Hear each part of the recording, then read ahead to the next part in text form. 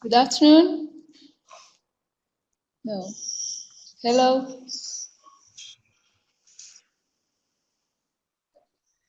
Should I?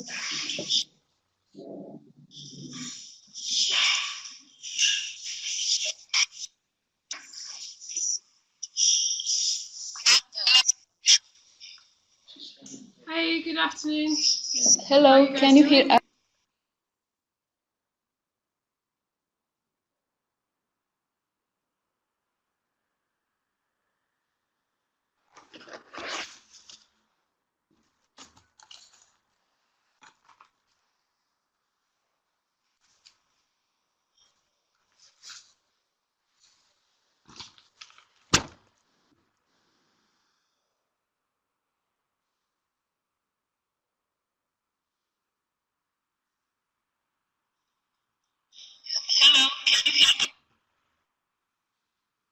I barely heard you for 3 seconds and then it was gone.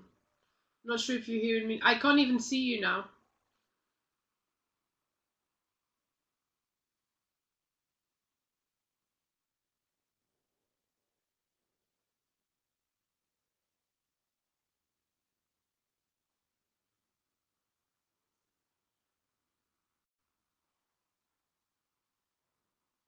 Do you guys hear me? I can hear you, but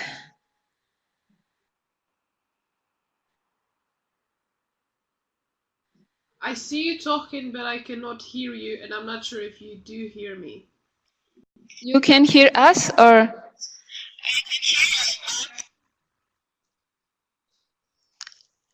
should we change?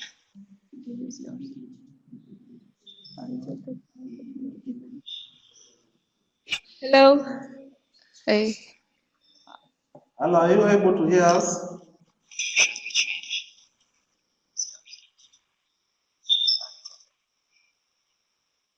Okay, so we are very pleased to have you again here at PAWES. It's gone. And yeah, so we are here today to attend this webinar about gender equality and economic development.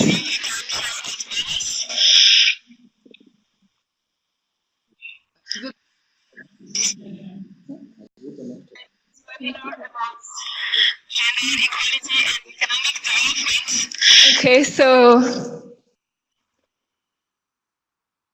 I think that we are already delayed for 20 minutes now, so I think all of us already know you. So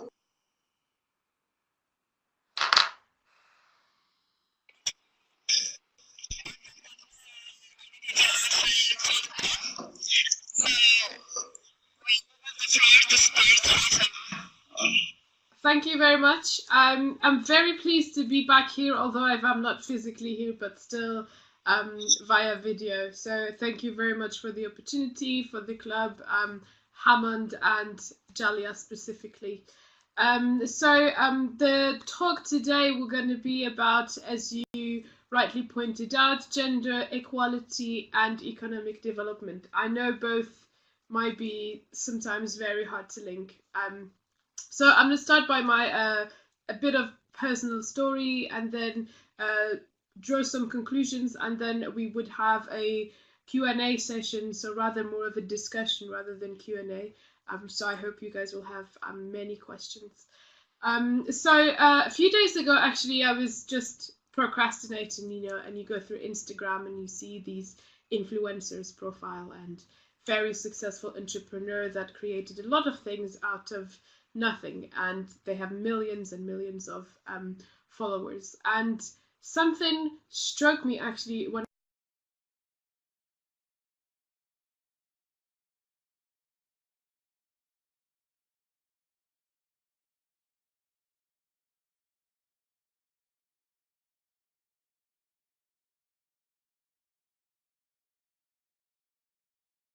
I was looking to one specific profile. She was very successful woman, brilliant career. I think something like 25 million followers. And the one thing that she started her description with online was wife. So I couldn't understand the reasoning behind of this being a wife before being an entrepreneur. So I started looking deeper into it, and I found out that a lot actually of these influencers use the word wife before anything in their description. So 21 out of 30 profile I looked into had this wife description. So I decided to look into their male counterpart, or their partners, so to say. And out of 30 male entrepreneurs profile, only 2 had the description husband in their profile description, so to say, which led me instantly to think about Chimamanda Ngozi Adichie. I don't know if you guys know her, but she's a Nigerian novelist and feminist that wrote Americana. If you haven't read it, I really suggest it super strongly. It's an amazing book. And she clearly said once on a TV show, we raise our girls to aspire for marriage in a way that we don't raise our boys, basically. And it led me to think, like, these women had put wife in their Instagram description as if it was out of guilt. Like, okay, I have a successful career, but I'm also a wife, as if it was to wipe out all this success and to justify it by the fact that she is also a wife. It was 21 out of 30, and for men it was 2 out of 30. Going a few years back to when I was in high school. I mean, it wasn't a few years back; it was ages ago. I'm an ancient person. My grandmother actually was obsessed with getting me a husband. That's how it goes. For those of you who don't know, I'm originally from Tlemcen.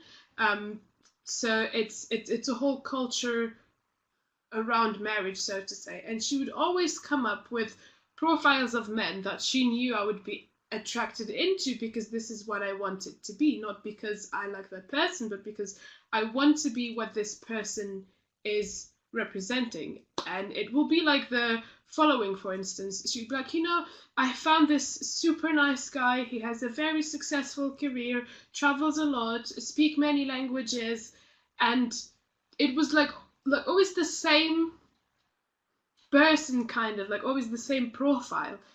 I couldn't care about who the person was or how did he grew to do these things, but about what he was. And it struck me almost that she never actually thought that I am able to be this economic actor she's talking about, having a successful career, speaking several languages, traveling. But she wanted me to accompany that person, just to be part of this adventure, so to say, but never be in the adventure myself, just to be there, to be in the support mechanism of this person. And that was the moment I actually realized I don't want to be the partner of a successful man. I want to be the successful man or the successful woman. This is what I want to do regardless. So as one would go, actually went through the studies, the jobs, and that's where you discover yourself, basically. And I think I'm still in the process of discovering myself, and that's what life is about. I think we all grow to just discover what we like, discover what we don't like, what we want to do in life. And as you all know, I ended up in economic development completely, almost by mistake, actually. It was a nice coincidence, but I think that's a topic for another talk, another time. So I got into economic development. I discovered myself a real passion for it. And in economic development, we have like a lot of topics. And one of the main topics is gender equality. Although the notion of gender equality actually is very different from what I grew up to learn before. And it's actually ended up being something what is called women empowerment. Do you guys hear me? Because I've seen everything got disconnected.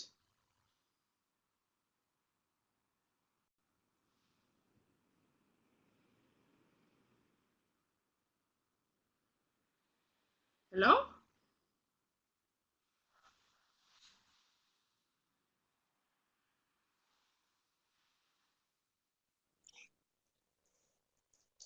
Hello? Yes, we can.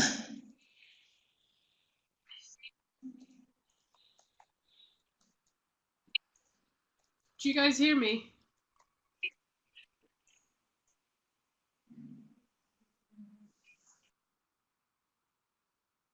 I see you talking, but I cannot hear you. I'm not sure if you do.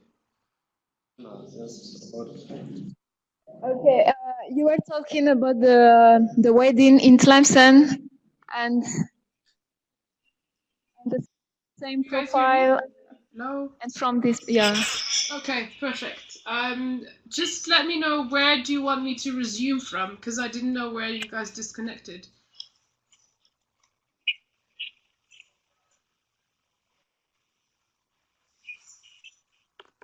From what part do you want me to continue?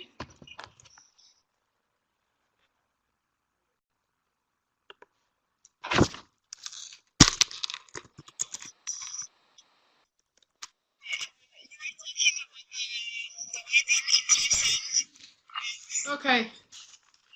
Okay, perfect. Okay. I can take it from there, actually. It's fine. So yeah, as I was saying, so my grandmother was looking into getting me the husband. I guess it's a lot the same for, I guess, many of you ladies out there.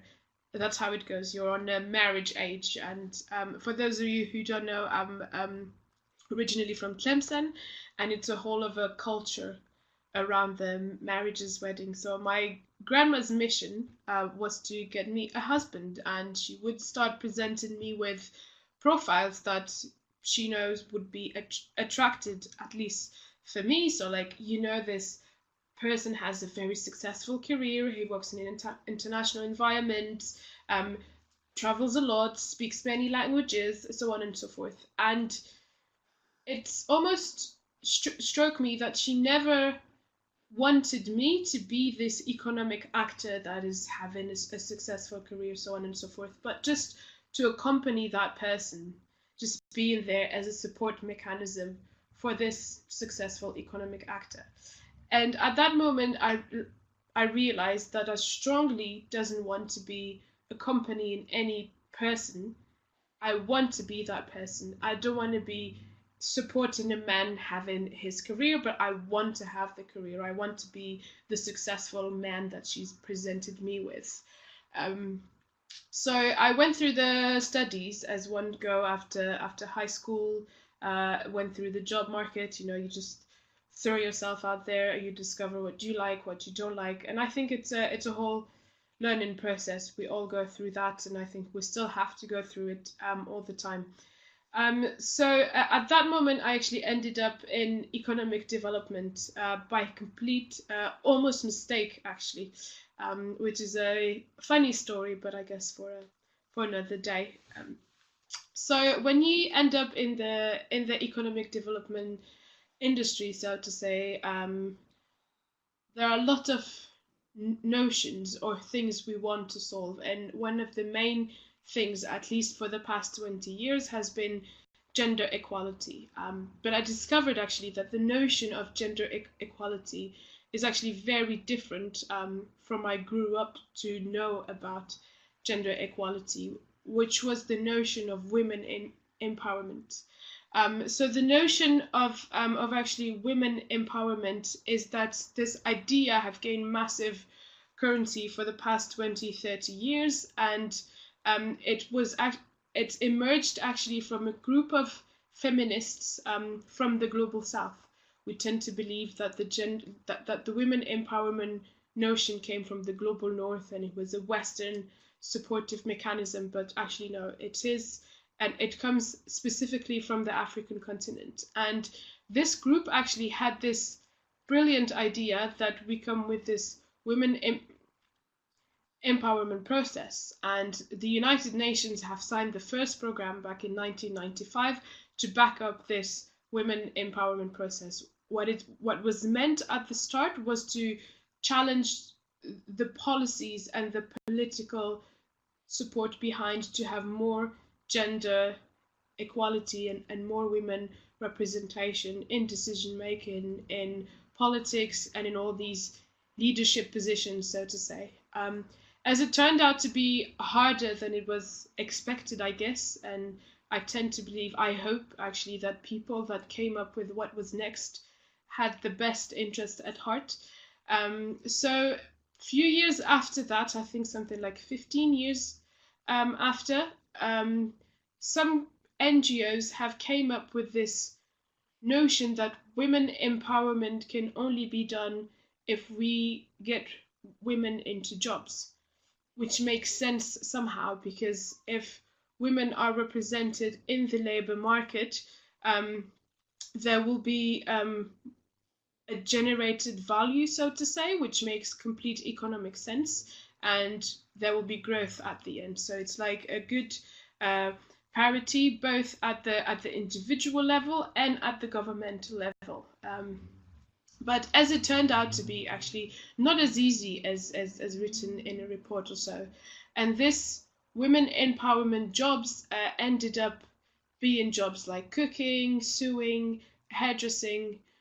Don't get me wrong, I have nothing against these positions actually, but these positions have made women empowerment notion a bit weird, so to say, in the sense where when you get into these positions, which are quick wins as redeemed, so you just go through a workshop, you know how to start sewing, the NGO provides you with a sewing machine and some material you need, and you're set. You can start your own business, so to say, which was a good idea to start with, I believe. But then also these jobs will reinforce the claim that women cannot get into certain positions. And I think the perfect example is you guys. So I want to stop here for a second and ask the ladies in the room one question. Have you ever been told Can you hear us? that engineering is a job for men and not for women? If so, I would please ask you to stand up. If you have been told in your life You can that hear? engineering is a man's job and not a women one, or asking you even what are you going to do there, please stand up. Go ahead. No? Yes. Everyone? Okay. No one told you that it's a man's job? Well, perfect then.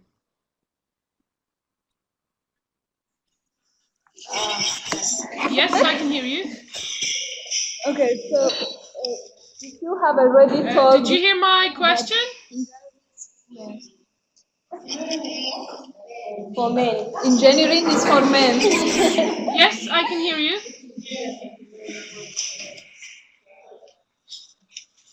I just asked one question. I said, if you ladies in the room have been told once that engineering is a man's job, I ask you to please stand up.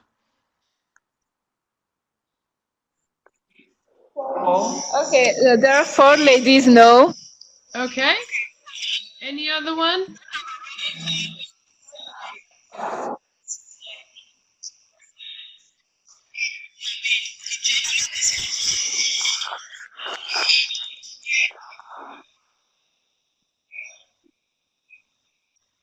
Can you please let me know how many ladies do we have stand up in the room? I can barely see.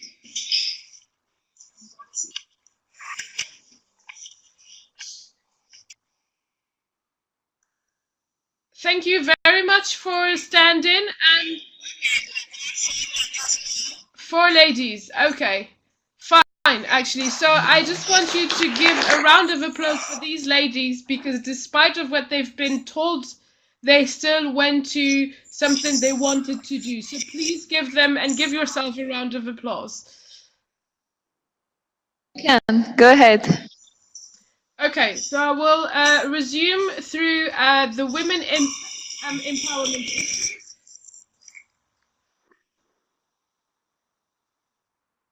Can you hear me? Okay, perfect. I'll continue.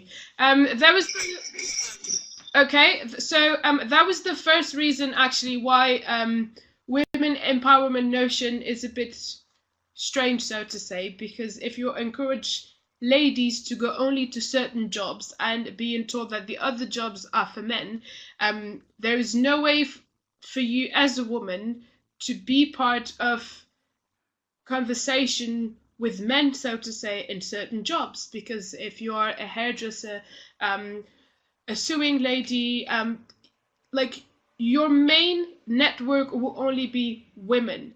And the gender issue is not a women issue. It's both women and men. They're both responsible for the disparities happening. If anything, if you ask me, I think men are more responsible for it. So it's the ladies should also occupy as much space as men, which brings me, I guess, to what Rachel have said a few weeks back. So you had a leadership workshop, I guess, with Rachel when she was back in Tlemcen a few weeks back, and she wrote something when she finished her workshop on Facebook that I found amazing and thought-provoking at the same time, because she wrote that she was struck by Tlemcen in a way that she haven't seen ladies on the street. There was no ladies sitting in a cafe not doing anything, and they rather just cross the space and not occupy the space, which is very true in a town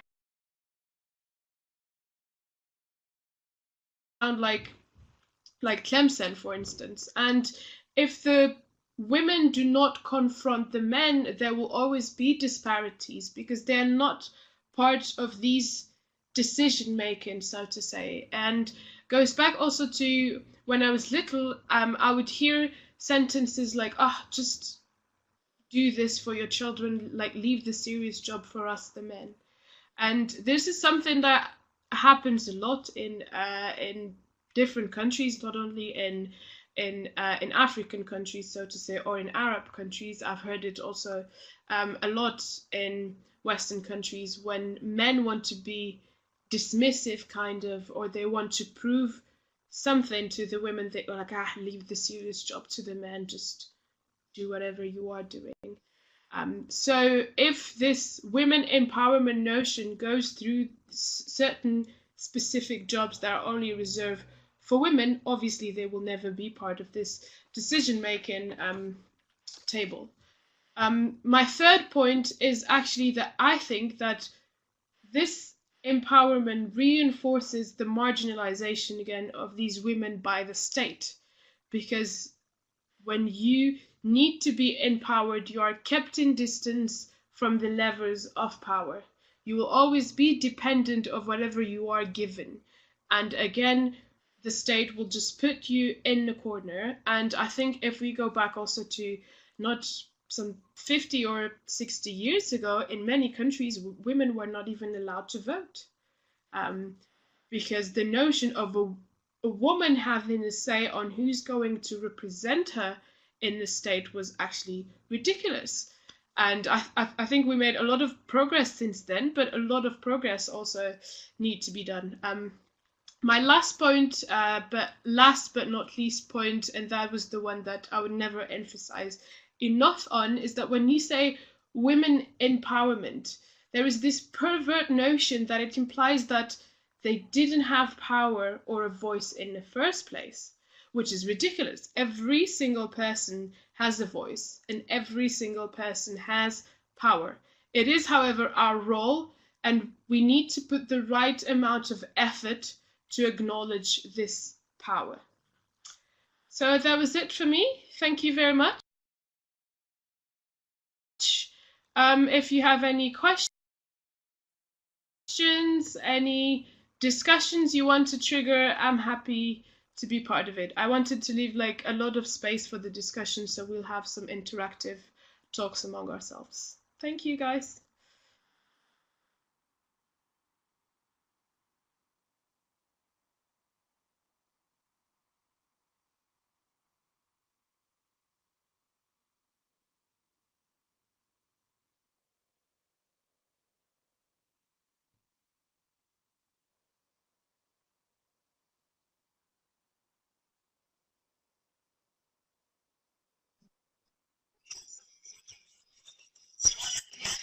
Okay, so thank you very much. That was really interesting, particularly for all the ladies here. So if you have any question, you can come and ask here.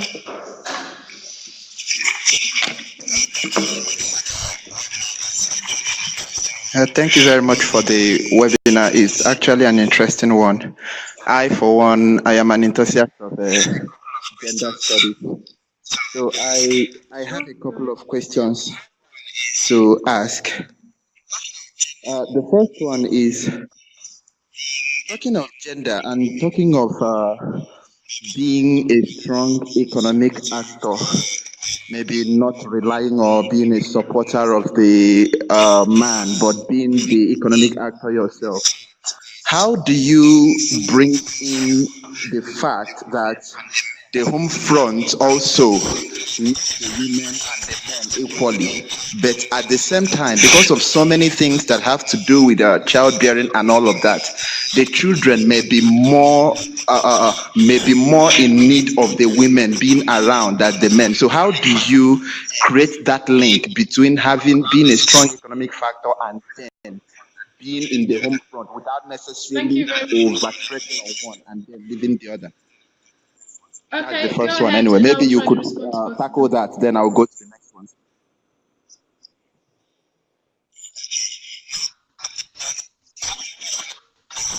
Okay. Now, the second question I have is, do you believe that the culture of a people have anything to do with the gender or their disposition towards gender inequality or gender inequality? Can you please repeat the second question? That's the second one. And then the third one is I was carrying out a study about Nordic countries like Sweden, Finland, and all of them. And I found that for some of their institutions, women actually occupy the major roles when it comes to CEO and all of those higher positions. Yes, I can hear you. Can you hear me? I didn't get the second question. I couldn't hear. Can you hear me? Just repeat the second one.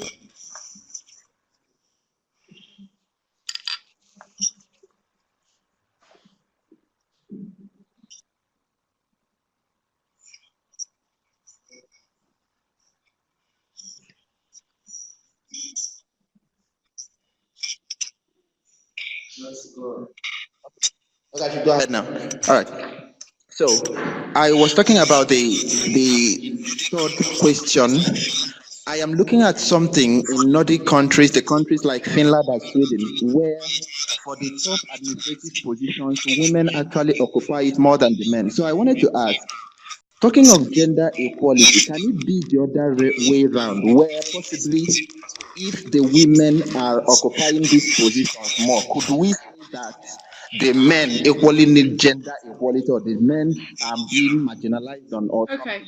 So can it come the other way around? That's the third one. And then finally, I wanted to know, because from the last point you made, you talked about women empowerment being that there was no power or there was no form of right in the first place. So should I understand that to mean that you are not in support of anything called women empowerment? If that is true, then what would it likely be? Thank you very much. If you don't mind, I'll answer these questions first, and then we'll go ahead. So your first question, if I remember correctly, you ask how would I deal with going as an economic actor myself? Was that right?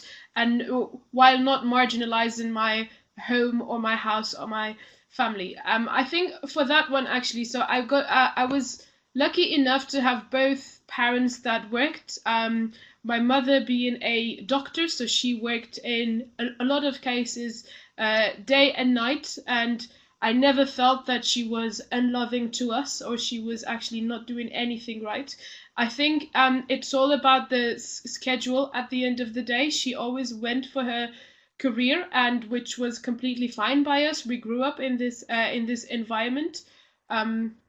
So we never seen that there was something missing, so to say. We grew up with the dad being mostly home more than the mum, which was again also okay. And you just have to construct both roles, actually. I think rather than having this mother role that should be, she would fulfill like everything for the children, take care of their education, so on and so forth, and the dad providing for them. I think that this classical and conservative role is the one that hurts women, because at the end of the day, they are the children of both, and they should both put some effort in there. And that's that. I don't think actually it has any impact on the relationship you have with other family member or with the children. At least in my entourage, that was the case. We discussed it many times with some colleagues as well, how they grew up, and did it have a negative impact for those that had a mother that works?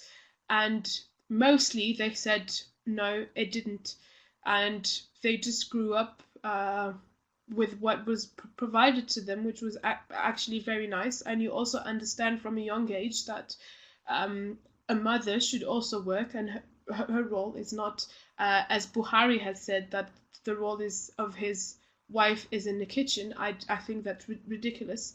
That's not true at all. And it's the same basically for both men and women. For your second question, I believe you said if there was a reverse gender disparity when women occupy leadership position. I honestly don't think that this is true. It's just like when people start saying that when there was this hashtag of Black Lives Matters, a lot of people started saying, yeah, well, all lives matters. Yeah, all lives matter, but we know that the white lives matter and have mattered all this time. And the issue here is the women marginalization. So why should we include men in the process? Men have not been marginalized in most cases, and feminism, or like gender equality, so to say, we're not going to go to feminism. Gender equality is all about women being not marginalized and having say as much as men. Yes, men can be discriminated against, maybe every now and then, but this is not the issue. The issue is about women have been marginalized for all this time. And again, goes back to the Black Lives Matters discourse that says, yeah, all life matters. Yeah, we know all life matters. We know some men might be discriminated against, but that's not the issue we are discussing here. And number for number, head for head, I think that the number of men being discriminated against doesn't even represent 1% of what the women have actually endured. So I will not feel bad about myself if I don't feel like that the men are discriminated against.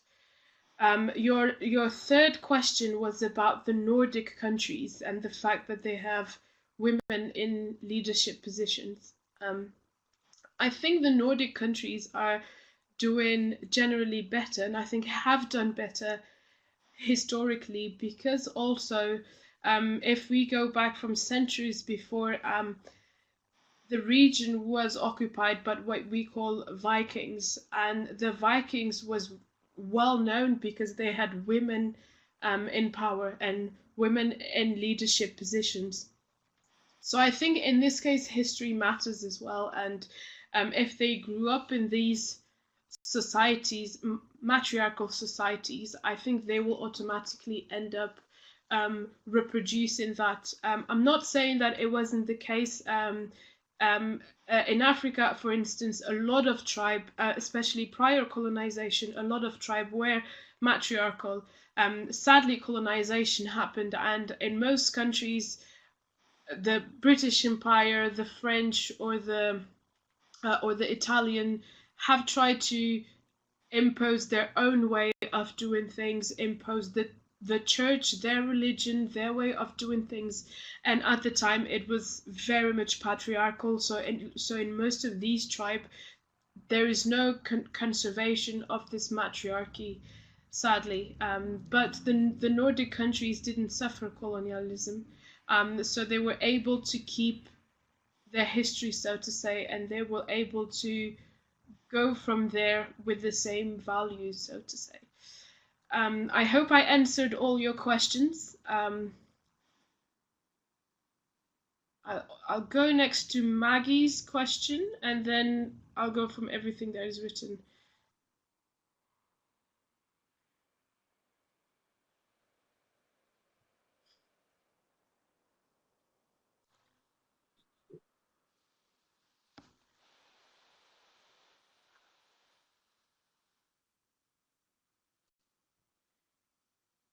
Maggie said here, what is the difference between gender equality and gender equity? That's a very good question, Maggie. Thank you very much. So, should I continue?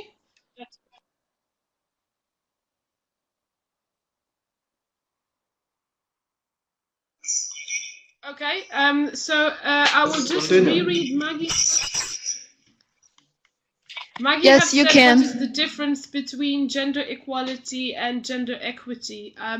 So I think when we speak in between equality and equity, there is this comparison notion, so to say. When we say equality, it's just that we will do everything for men and women to be equal. We will just leviate the woman, so to say, to be at the same level as the men, and we will try to treat them equally, so to say. When it comes to equity is more about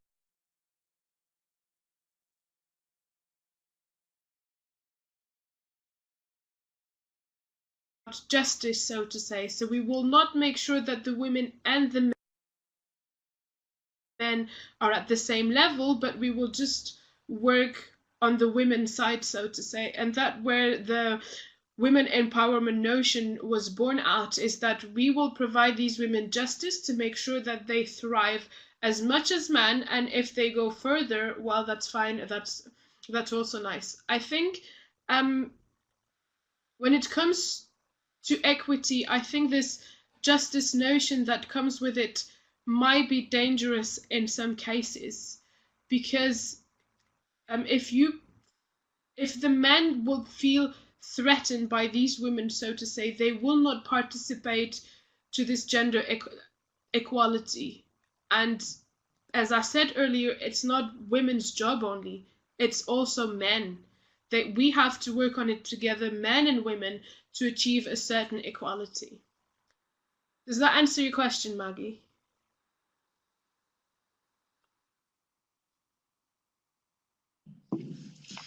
Yeah, I think that was very clear.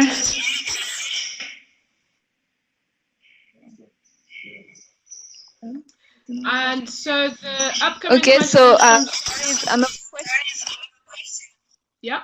Yes, online. Okay.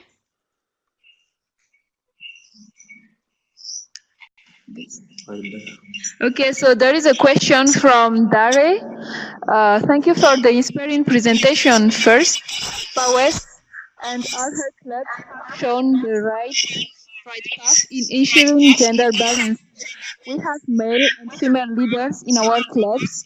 Are the African women actually ready to take the responsibilities out there?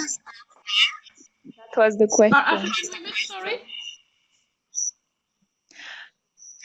Okay, so are the African women actually ready to take the responsibilities out there? Okay. I think women have always been ready to take responsibility. If we take the example of wars, when men used to go to war, it was women who took the responsibility of the families. It was women who sustained the businesses, the societies. Like, they kept it and held it together. I don't think that the question is fair towards women to say, are women ready to take on responsibility? Because, correct me if I'm wrong, no one has ever asked,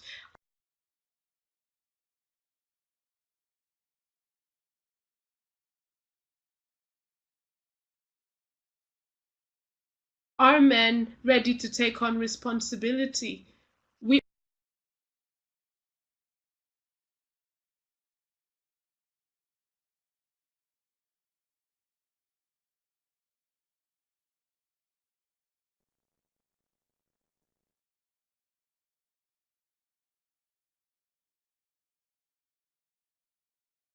all know, however, that when it comes to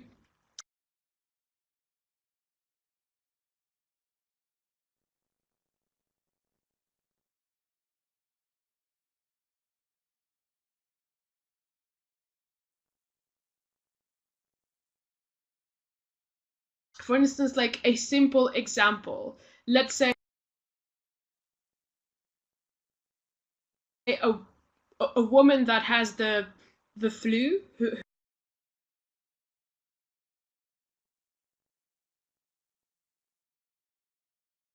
who is sick, and a man who has the flu. A man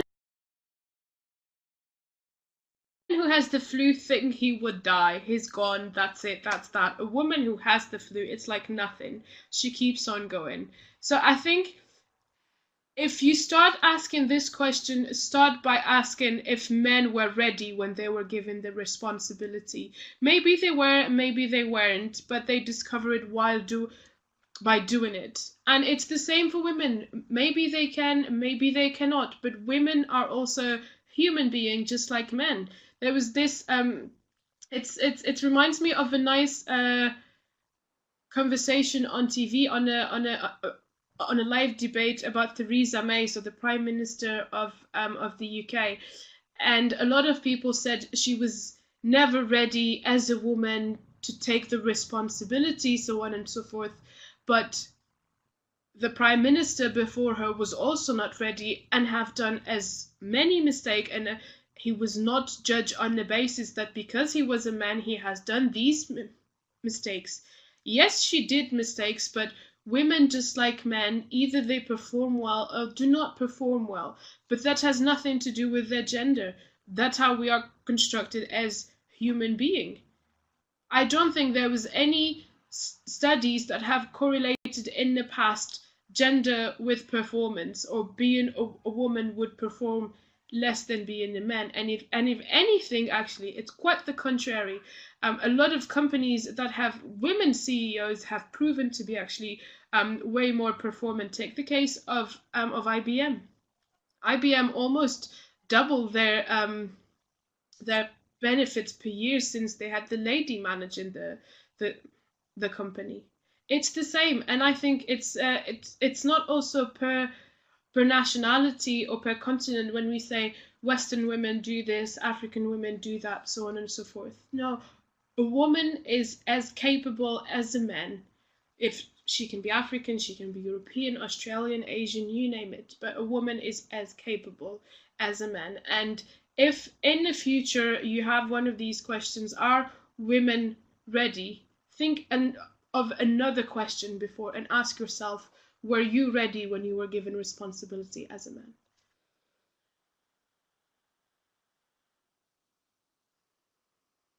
Okay, thank you very much. Jalia has question. Or okay, so there is another question here online. Sorry, So the Chanel question had a is question which was written before.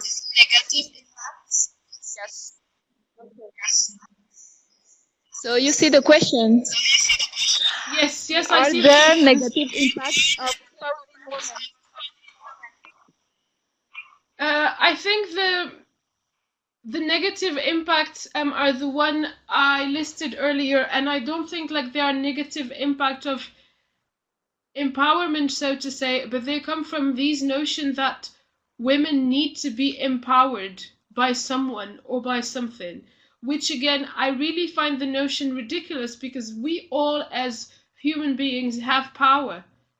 We don't need someone to empower us. We have power. We sometimes don't use it.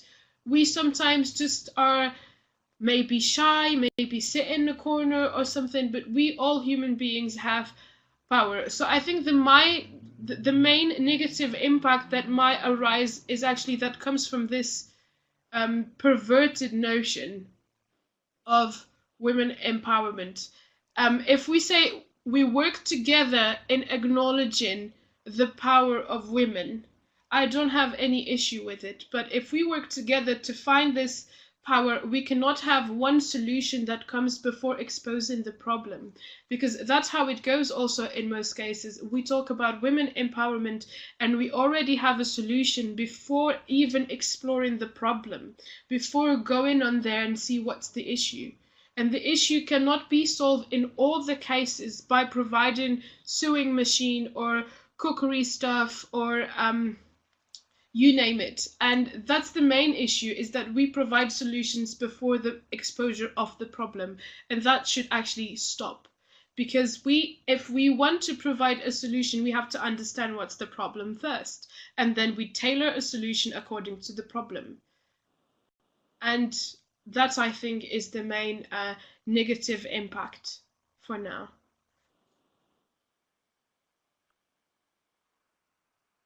I think Jalia also had a question. Yes. Thank you, Nawal. Thank you for this inspiring presentation. My question has always been on the women in engineering. We have seen some testimonies of women who have been denied, like, being part of the engineering. And my question is, companies, for example, the construction companies, they claim that women are less productive when it comes to civil works. They say that there are too much absentees at work and physical power. And they say that women are generally weak. So my question is, do we really, as women, have to occupy all the work, like, or maybe we have just to admit that there are some specific work that we can't do. Thank you so much for your question, Jalia. A few years back, there was this super interesting study that was done in high school in the US, and they basically tried to understand why people from certain background fail their SATs. And then, so this social study focused on how these individuals are treated. And the study and the research concluded afterwards that if you treat people in a certain way, and if you repeat for them that they will fail constantly, you will fail because you do this, you will fail because you do that, the human brain respond positively to such threats, and they will automatically fail afterwards, at least for most of them. And I think it's also applies here. It's that if we think women are absent all the time, and if you keep repeating to your employees that they are absent all the time and they're not performing as much, they will not perform as much. I think also something that the job market doesn't take into consideration is that the woman's body is constructed differently than the men's body. And it has also been the case when it comes to pregnancy, as if it was the women's responsibility to have a child, and a lot of companies do not want to have a woman that goes pregnant every now and then and vanish for few months, as they say. But it's not her responsibility on her only. The child was conceived in between a man and a woman, but the body is constructed differently. So yes, we need more break because the child would be within us.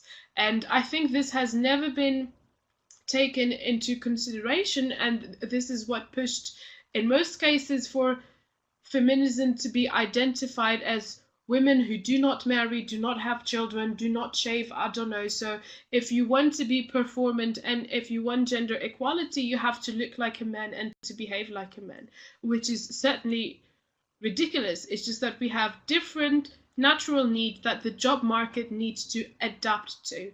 And women also can multitask more than men. So, and a woman can achieve within few hours, maybe before what a man can achieve. So what you lost maybe in this maternity leave you can gain afterwards. But it's true, and it is a reality. And I understand when you say they think women perform less, and they will say like, no, I don't want to employ her because she will be gone in 1 year for maternity leave that I will have to pay for, and she will not even be here.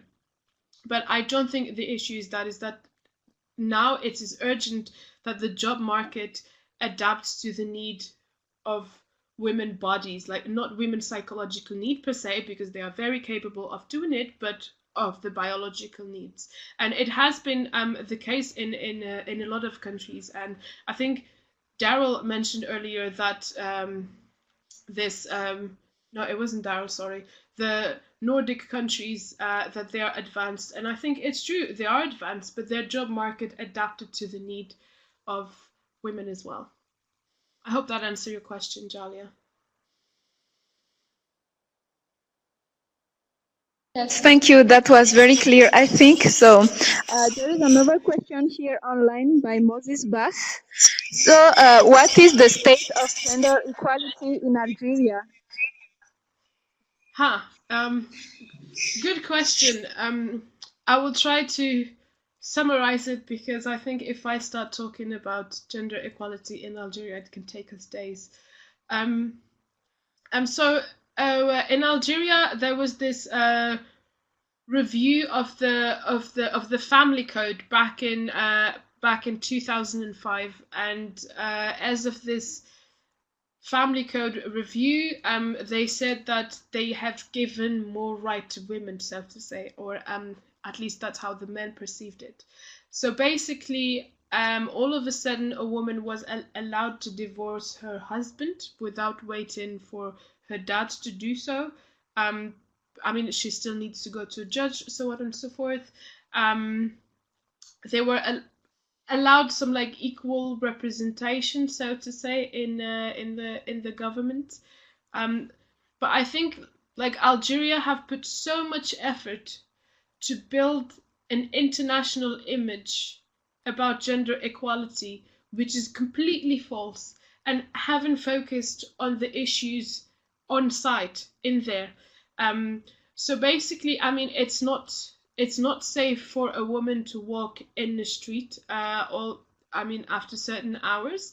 It might be the case in Tlemcen, but you will find yourself being told some weird things. You will be harassed verbally or even physically.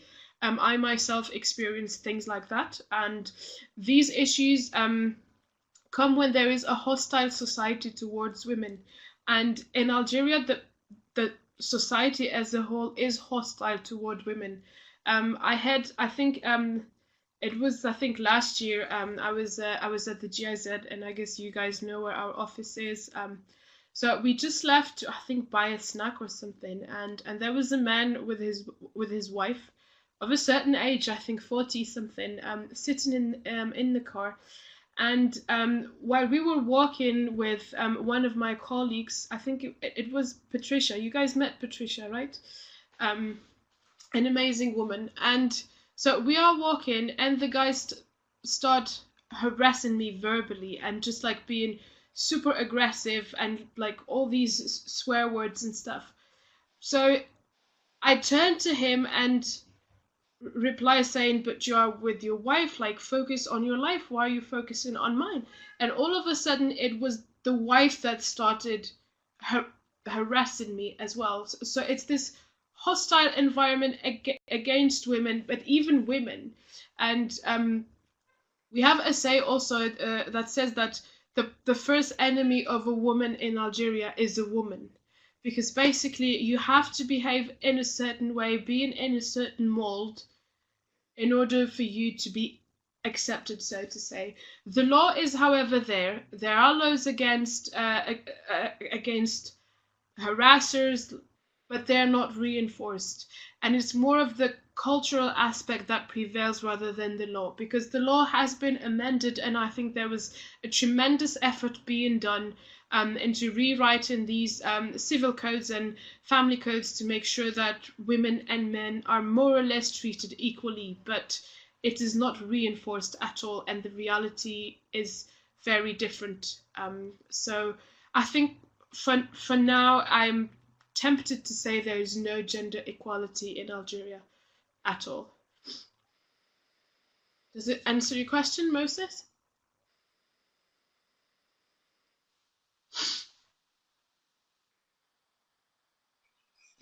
Okay, that was very clear, I think, for Moses. So, I think Hammond is writing a question. other questions? Anyone have question or? Hammond is writing a question. Okay, okay. I can see. So let's wait for Hammond then.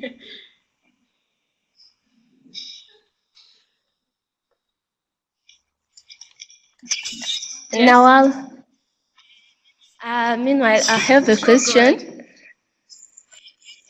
You've talked about the women empowerment and the way the NGOs are intervening on how to give those women the sewing machines to help them like taking part into the development. So I was wondering, with this Internet of Things and artificial intelligence, how this world is moving fast into development, think those women who are empowered by giving them the sewing machine will not be left behind within these coming years. I'm sorry, I think I got disconnected at some point. I didn't get the last part.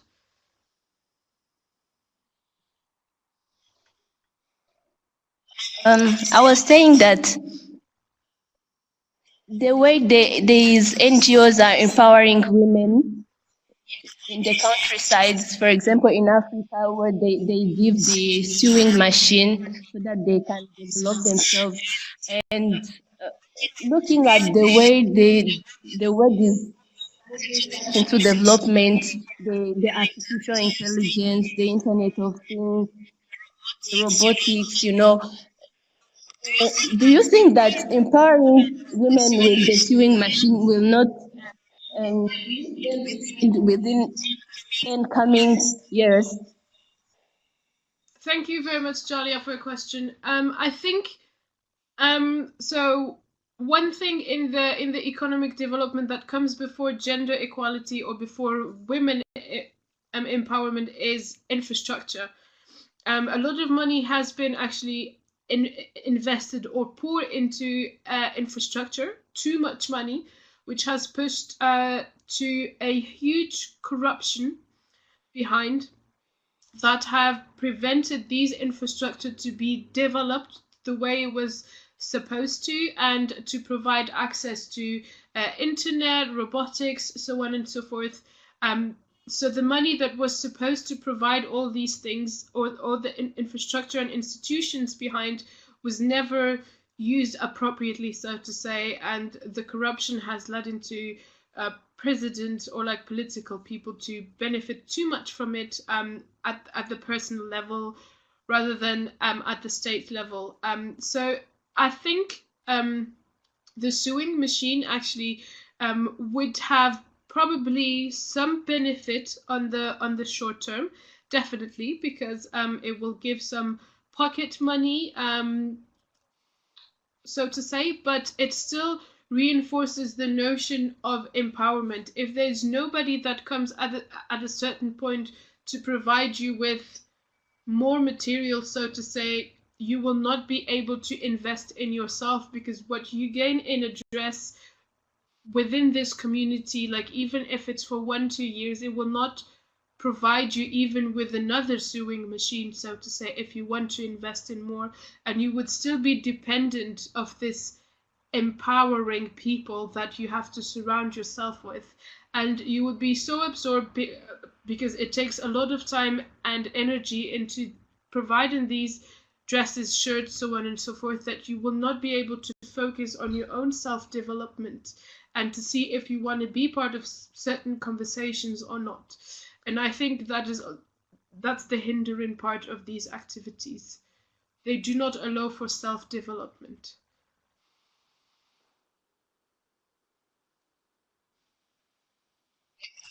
Thank you very much. So I think we have a last question here from Hammond online, which is beyond economics, how can we mitigate climate change with women leading the front, as economics also relates to the environment? Good question, and also a bit hard to answer because I don't have a globe in my head that will allow me to see what the future holds for us. But it's true. The environment is very much so part of the economics. How can we mitigate with women leading? That's a good question. One recent example I can think of, I guess you all guys have followed a bit the World Economic Forum. And the World Economic Forum in Davos this year was a bit of a laughing show, because there was this talk about environment, and there was Sir David Attenborough speaking there that we need to save our planet from the climate change, so on and so forth. And all the male leaders in the audience, the male leaders, I insist, came in private jets to listen to Sir David Attenborough talking to them about climate change. I don't know about you, but I find it ridiculous. Flying in private jet, all of them. I think there was a record of 1,500 private jets, which I think 80% or 85% belonged to men. And in this David Attenborough audience, all of them leaders came in private jets. The male leaders. I think one thing about women, and it goes back to the biological construction of a woman, is that they are, in most cases, not always, in most cases, more sensitive to issues around them, more sensitive to children, more sensitive to nature as well. So they will do the necessary that it takes, everything that it takes to make sure that the nature around them or the environment around them will not be abandoned. It's not 100% of women, obviously, because women as men can have the best interest at heart and the worst interest at heart. But I think a woman is biologically constructed in a more sensitive way. I mean, I take the example of my mother, so to say, like she would always make sure that all the plants in our house are watered before she goes to sleep. My dad, he couldn't care less. They're there, okay, if they're not watered. I mean, they will be watered by the I don't know, the rain or something.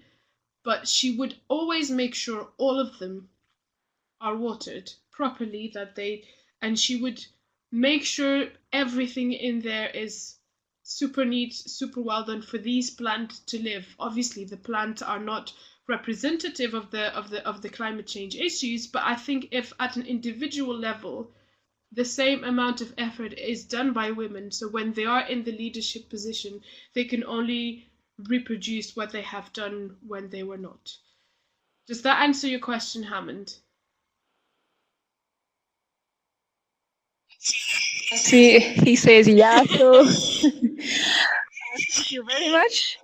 That was really encouraging. So we have another question here from Donald. What is your advice to us on how to be part of the solution when it comes to gender equality? I guess you meant as a man, Donald. I think first, I think being here is actually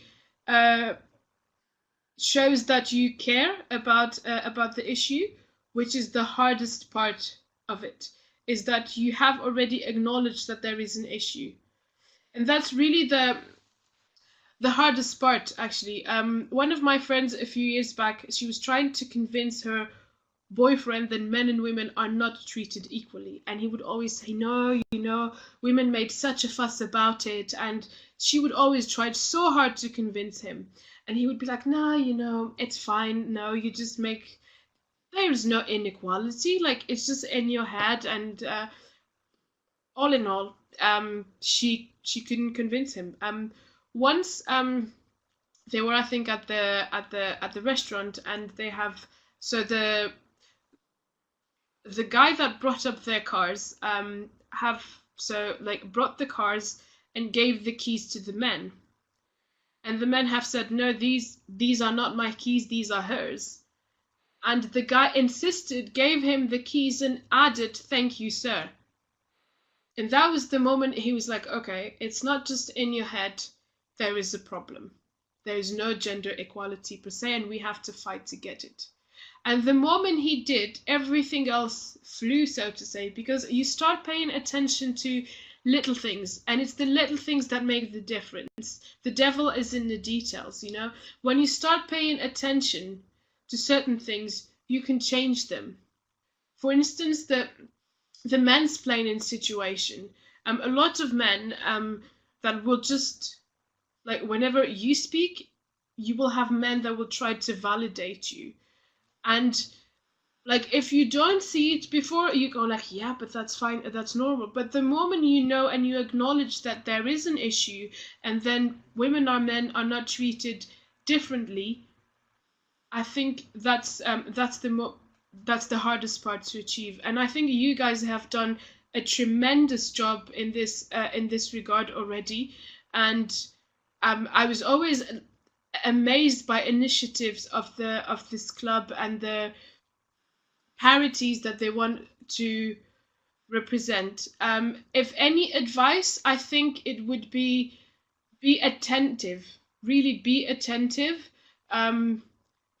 Because the more you know, the more scary it is, actually. So just pay attention to the situations around you, and pay attention to how